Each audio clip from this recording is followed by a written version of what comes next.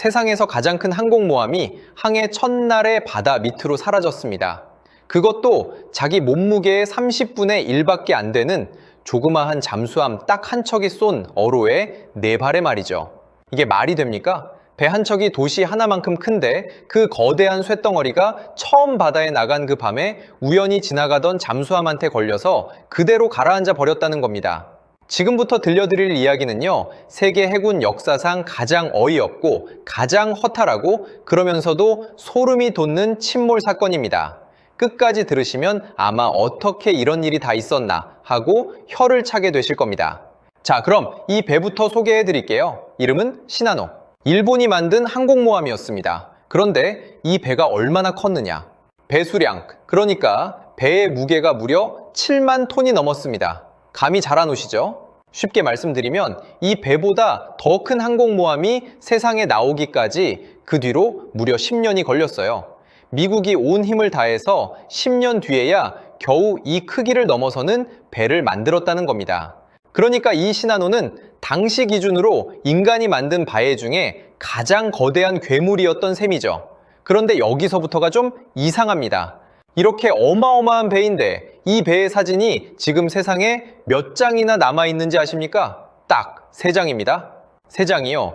20세기에 만들어진 그 수많은 큰 군함들 중에서 공식 사진이 단 한 장도 없이 사라진 배는 이 시나노가 거의 유일하다고 합니다.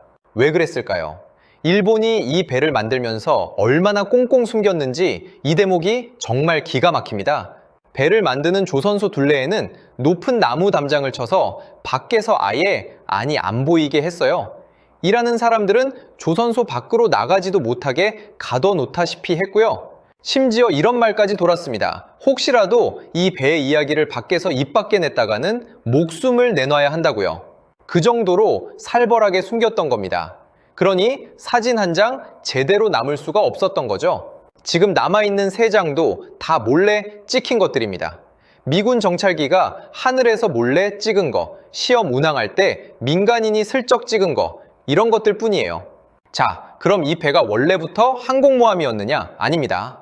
여기서 첫 번째 반전이 나와요. 이 시나노는 원래 거대한 전함으로 만들어지고 있었습니다. 그 유명한 야마토, 무사시라는 초대형 전함 아시죠? 바로 그 형제였어요. 셋째 아들이었던 겁니다. 어마어마하게 큰 대포를 잔뜩 달고 적의 배와 정면으로 맞붙어서 포탄을 주고받는 그런 옛날식 바다의 왕. 그렇게 만들어지고 있었어요. 그런데 배를 절반쯤 만들었을 무렵에 일본이 미드웨이라는 곳에서 미국한테 아주 크게 얻어맞습니다. 항공모함 4척을 한꺼번에 잃어버렸어요. 이때 일본이 뒤늦게 정신이 번쩍 든 겁니다. 아, 이제 시대가 바뀌었구나. 큰 대포로 싸우는 게 아니라 항공모함에서 비행기를 띄워서 싸우는 시대구나. 그래서 절반쯤 만들다만 이 전함을 급하게 항공모함으로 바꾸기로 결정합니다. 그런데 이게 문제였어요. 전함으로 만들던 걸 중간에 항공모함으로 뜯어 고치려니 얼마나 일이 꼬였겠습니까? 그러다 또 전쟁 상황이 급해지니까 위에서 명령이 떨어집니다. 빨리 만들어라. 무조건 빨리. 원래 이런 배 한 척을 제대로 만들려면 몇 년이 걸립니다. 형제 배였던 무사시는 진수하고 나서 완성하기까지만 해도 19달이 걸렸어요. 그런데 시나노는 그걸 석 달 안에 끝내라는 겁니다. 상식적으로 말이 안 되는 요구였죠. 그러니 어떻게 됐겠습니까? 공사가 그냥 엉망으로, 날림으로 진행됐어요. 배 만드는 걸 전문으로 하는 사람이 모자라니까 배와는 아무 상관도 없는 학교 학생들까지 끌어다 썼습니다.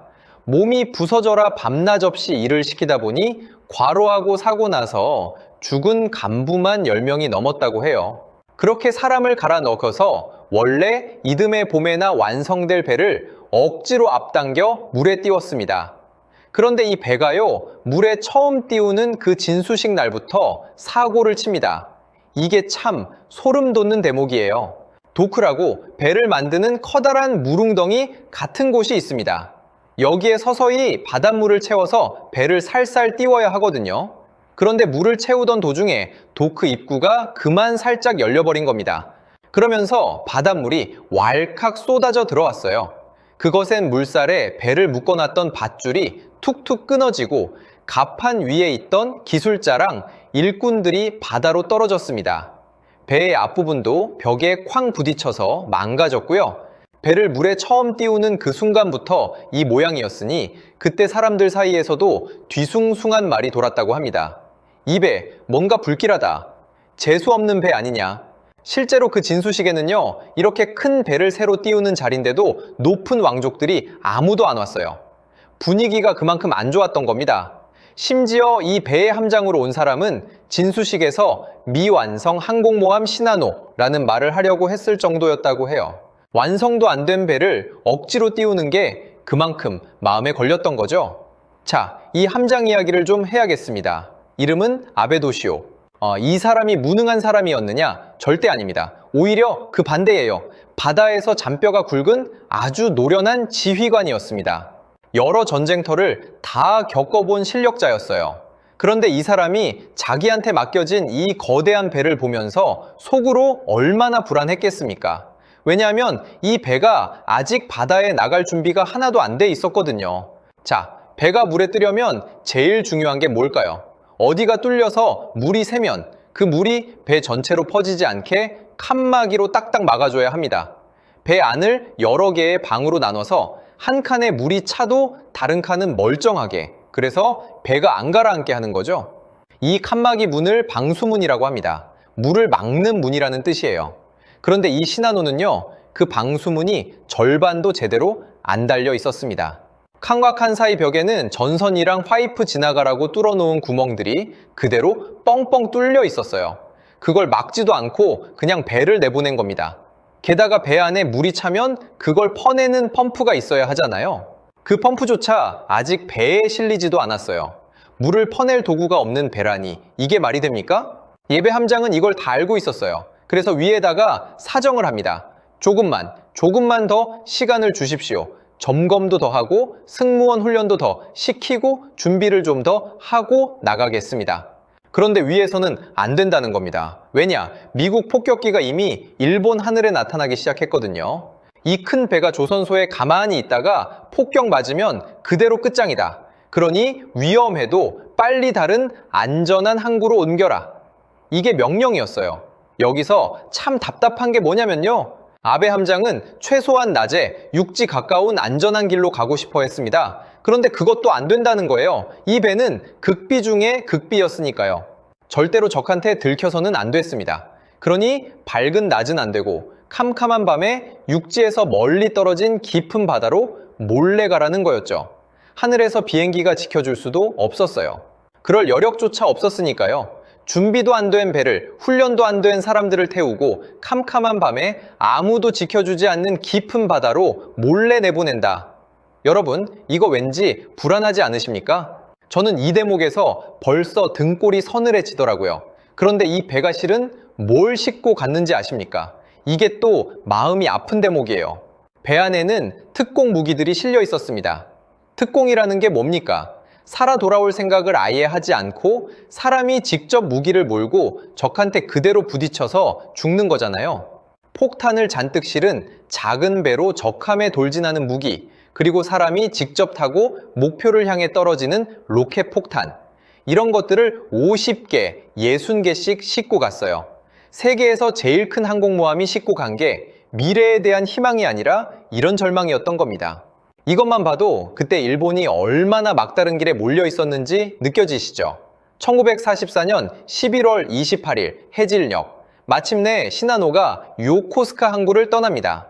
구축함이라고 하는 호위배 세 척이 옆에 붙어서 같이 갔어요. 이 호위배들도 사연이 있었습니다.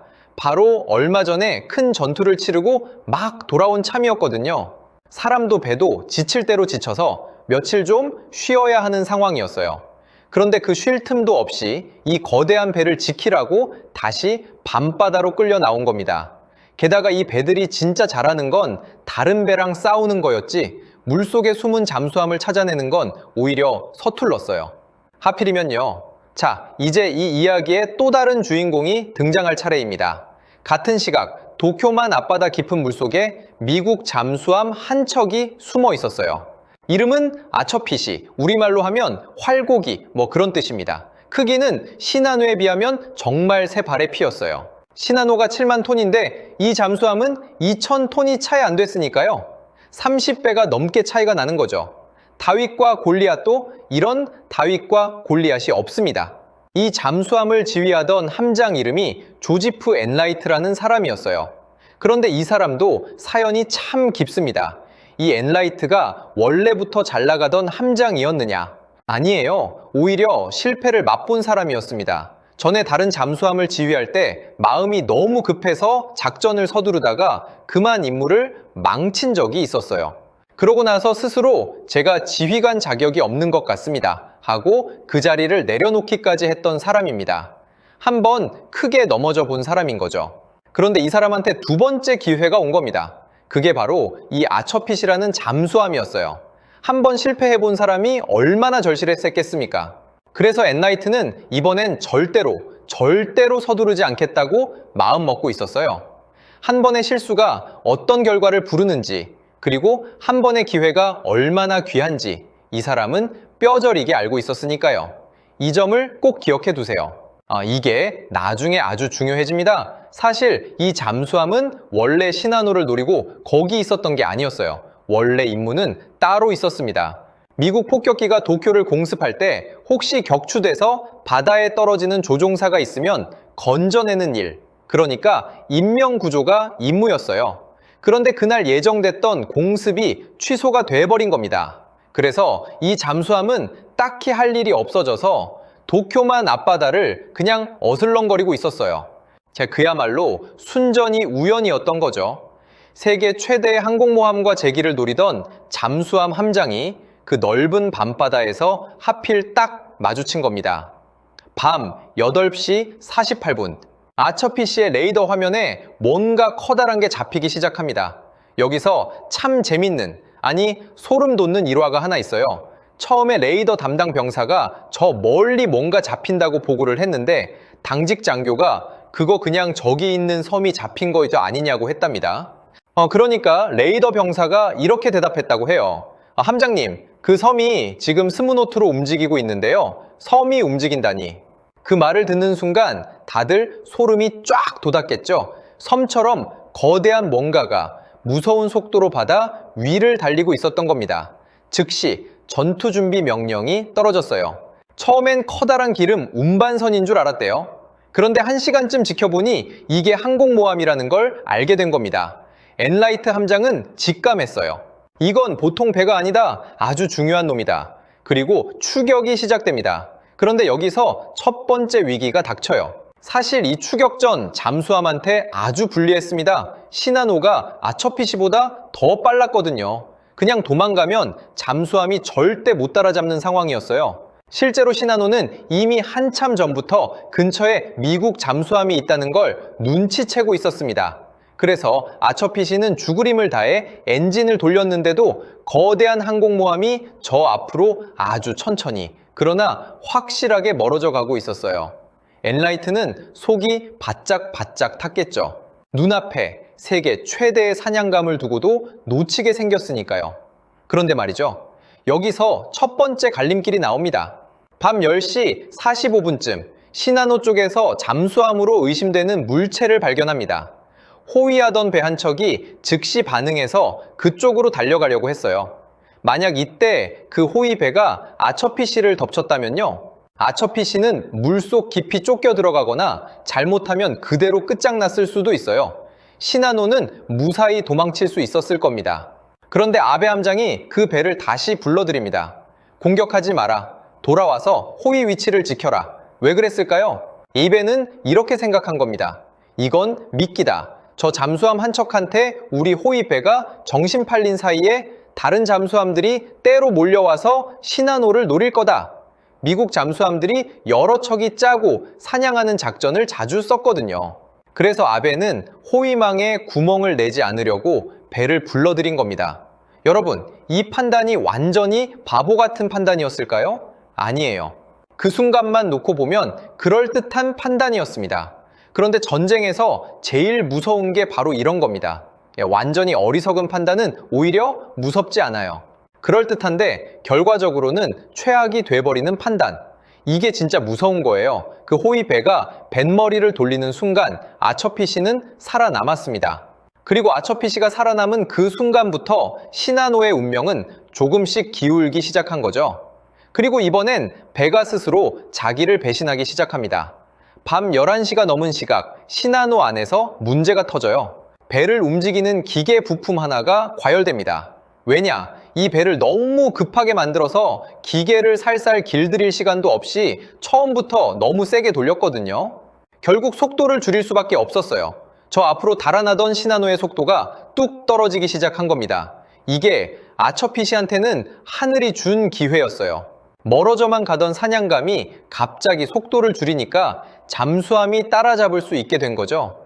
준비 안 된 배로 무리하게 달린 대가를 이 순간에 톡톡히 치른 겁니다. 이제 마지막 순간입니다. 새벽으로 넘어가는 시각, 엔라이트 함장이 원한 건 딱 하나였어요. 시나노의 옆구리, 거대한 배가 방향을 틀어서 그 긴 옆구리를 잠수함 정면으로 드러내는 순간, 그 순간만 오면 어뢰를 쏠 수 있었어요. 엔라이트는 서두르지 않았습니다. 기억하시죠? 이 사람은 절대 서두르지 않기로 한 사람입니다. 목표의 속도를 재고 갈 길을 계산하고 호위 배들의 위치를 살피고 가장 좋은 자리에 들어갈 때까지 숨죽이고 기다렸어요. 그런데 운명이라는 게 참 얄궂습니다. 마지막 순간에 시나노가 스스로 자기 무덤을 파요. 시나노가 잠수함을 피하려고 방향을 확 틉니다. 그런데 하필 그 피하는 동작이 오히려 아처피 씨한테 완벽한 각도를 열어준 거예요. 그 거대한 옆구리가 잠수함 바로 앞에 활짝 펼쳐진 겁니다. 800피트, 그러니까 240m가 넘는 옆구리가 통째로요. 세상에 이런 표적이 어디 있습니까? 게다가 이때 호위배 한 척이 아처피 씨 바로 위를 지나갔는데도 물속에 숨은 이 잠수함을 끝내 못 찾아냈어요. 소리 탐지 장비로 확인해서 했는데도 잠수함을 못 잡은 겁니다. 앞서 말씀드렸죠? 이 호위 배들은 잠수함 잡는 게 서툴렀다고요. 그 약점이 하필 이 결정적인 순간에 터진 거예요. 새벽 3시 16분경 아처피 씨가 어뢰를 발사합니다. 6발. 차가운 바닷속으로 6발의 어뢰가 하얀 물줄기를 그리며 빨려 들어갔어요. 그런데 여기서 엔라이트가 아주 영리한 짓을 합니다. 어뢰가 지나가는 깊이를 일부러 얕게 맞춰놨어요. 배의 아랫부분이 아니라 위쪽 옆구리에 구멍을 뚫어서 물이 왈칵 들어차 배가 옆으로 넘어가게 만들려는 계산이었던 거죠. 그 시각, 시나노 안은 어땠을까요? 대부분의 승무원이 잠들어 있었습니다. 물을 막아줘야 할 방수문들은 활짝 열려 있었어요. 그 누구도 자기들이 탄 이 거대한 배 밑으로 죽음이 하얀 자국을 그리며 다가오고 있다는 걸 몰랐습니다. 첫 번째 어뢰가 명중하기까지 발사하고 딱 47초가 걸렸다고 해요. 그리고 10초 뒤에 두 번째, 엔라이트 함장은 잠망경으로 그 순간을 다 지켜봤습니다. 커다란 불덩어리가 시나노의 옆구리를 타고 치솟는걸요. 6발 중에 4발이 명중했습니다. 정확히 시나노의 오른쪽 옆구리를 찢어 놓은 거예요. 그런데요, 여기서 여러분이 꼭 아셔야 할 게 있습니다. 이 시나노라는 배에는요, 어로의 4발 정도로는 절대 안 가라앉을 배였어요. 정말이에요. 형제 배였던 야마토가 어떻게 침몰했는지 아십니까? 어뢰를 최소한 11발 이상 맞고 나서야 겨우 가라앉았습니다. 또 다른 형제 무사시는 그보다 훨씬 많은 어뢰를 19발쯤 맞고도 한참을 버텼어요. 그만큼 이 형제들은 튼튼하고 거대한 배였습니다. 일본 해군도 그렇게 믿고 있었어요. 어로의 몇 발로는 우리 시나노를 죽일 수 없다. 그런데 시나노는 겨우 4발에 무너졌습니다. 왜일까요? 여러분, 진짜 비극은 어뢰가 터진 그 순간이 아니었어요. 진짜 비극은 그 다음부터 시작됐습니다. 앞에서 제가 뭐라고 말씀드렸죠? 방수문이 절반도 안 달려 있었다. 칸막이 벽에는 구멍이 그대로 뚫려 있었다. 물 퍼내는 펌프는 실려 있지도 않았다. 그리고 승무원들은 훈련도 제대로 못 받은 사람들이었다. 바로 그 모든 게 이 순간에 한꺼번에 터진 거예요. 어뢰가 뚫은 구멍으로 바닷물이 밀려 들어오기 시작하는데 그 물을 막아줄 문이 없었습니다. 한 칸이 물에 차니까 뚫린 구멍을 타고 옆 칸으로 또 옆 칸으로 물이 계속 번져 나갔어요. 물을 퍼내려고 해도 펌프가 없으니 손으로 양동이질밖에 못하는데 그 거대한 배에 밀려드는 바다를 무슨 양동이로 막겠습니까? 게다가 배 안에는 급하게 태운 조선소 노동자들도 있었는데 이 사람들은 군인이 아니니까 명령이 통하지도 않았어요.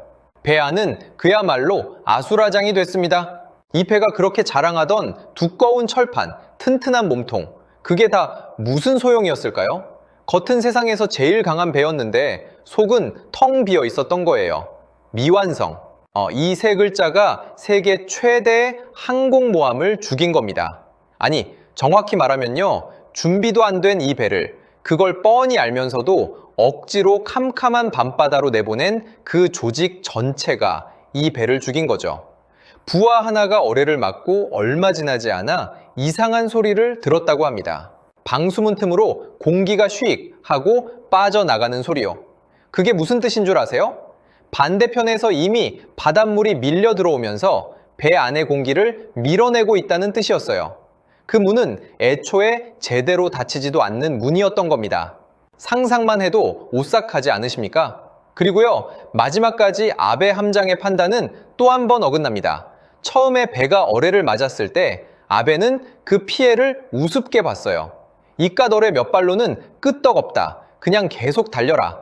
그러면서 속도를 줄이지 않았습니다. 그런데 배가 빠르게 달리니까 어떻게 됐겠어요? 그 뚫린 구멍으로 바닷물이 더 세게, 더 많이 콸콸 쏟아져 들어온 거예요. 안 그래도 새는 배를 더 빨리 가라앉게 만든 셈이 됐습니다. 여러분, 이 이야기를 여기까지 듣고 나면 참 허탈하시죠? 저도 그렇습니다. 세상에서 가장 큰 배가 사람이 만든 가장 거대한 쇠덩어리가 어이없는 실수와 어긋난 판단들이 하나하나 쌓이고 쌓여서 결국 자기보다 30배나 작은 잠수함 한 척한테 무너지는 겁니다. 잠수함이 대단해서라기보다는 이 배 스스로가 무너질 준비를 다 하고 나간 거였어요. 자, 이제 시나노의 옆구리에는 4개의 상처가 났습니다. 그리고 그 상처로 바닷물이 밀려 들어오기 시작했어요. 세상에서 가장 큰 항공모함의 처음이자 마지막이 될 항해, 그 죽음의 항해가 이제 막 시작된 겁니다. 이 거대한 배가 앞으로 몇 시간 동안 어떻게 몸부림치다 결국 바다 밑으로 사라지는지, 그 속에서 2,000명이 넘는 사람들에게 무슨 일이 벌어졌는지, 그리고 살아남은 사람들조차 왜 오랫동안 입을 다물어야 했음했는지, 그 소름 돋는 마지막 몇 시간의 이야기는 정말이지 이 시작보다 더 기가 막힙니다. 참, 그리고 이 시나노가 세운 기록이 하나 있어요. 잠수함이 격침한 바해 중에 가장 큰 배. 이 기록은요, 그 사건이 벌어진 지 80년이 넘은 지금까지도 깨지지 않고 있습니다. 앞으로도 아마 깨지기 어려울 거예요. 오늘 이야기가 흥미로우셨다면 세상에서 가장 크고 가장 짧게 살다 간 이 비운의 배가 어떻게 최후를 맞았는지 끝까지 함께 해주시면 좋겠습니다. 긴 이야기 끝까지 들어주셔서 정말 고맙습니다.